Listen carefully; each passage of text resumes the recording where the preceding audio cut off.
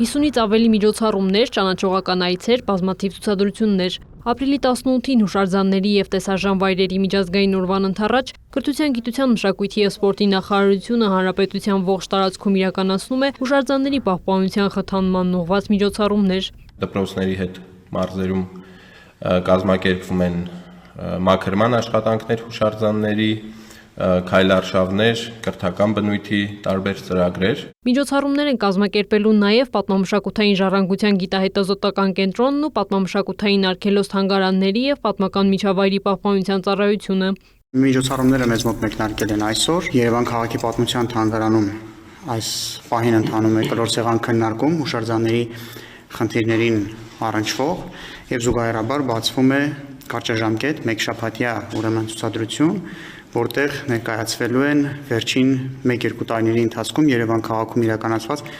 պեղումների արդյունքում հայտնաբերված գտածոները։ Օրվան ընթառաջ կարևոր է բարձրաձայնել նաև ոլորտում առկա հիմնախնդիրների մասին, ասում են պատասխանատուններն ընդգծում, իրենց անելիքների ցանկում գլխավորը հուշարձանների վերականգնման աշխատանքներն են։ Ընդհանուր առմամբ կարող եմ նշել, որ 20 հուշարձանի վերականգնման աշխատանքներ կան, նախորդ տարի իրականացվել են 15, որոնցից 3-ը ավարտվել են, 12-ը շարունակական են։ 2024-ի համեմատ 2025 թվականին գրեթե կրկնակի ավելացել է հուշարձանների պահպանության ֆինանսավորումը։ Նախորդ տարի այն կազմել է 800 միլիոն դրամ։ 1 միլիարդ 770-ից ավելի միլիոն դրամի այս տարի հատկացված հուշարձանների վերականգնման տողով, որը կծախսվի, ինչպես արդեն նշեցի, 20 հուշարձանների վերականգնման համար եւ 10-ից ավելի նախագծերի իրականացման, այդ թվում նաեւ 3 խոշոր պեղումներ,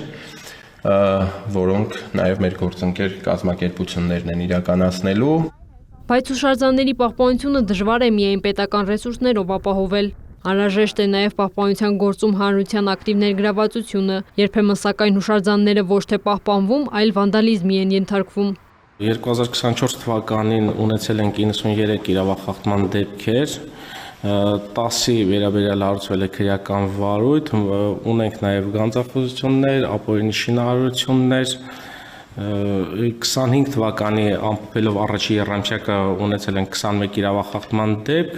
8-ի վերաբերյալ կա արդեն իսկ հարուցված քրեական գործ։ Հուշարձանների եւ տեսարժան վայրերի միջազգային օրվան նվիրված միջոցառումները կամփոփվեն ապրիլի 19-ին Լոռու մարզի Դսեղ գյուղում քայլարշավով, Հովհաննես Թումանյանի տուն թանգարանից մինչև Բարսաքաշի Սուրբ Գրիգոր վանական համալիր։ Քրիստինե Թորոսյան, լուրեր։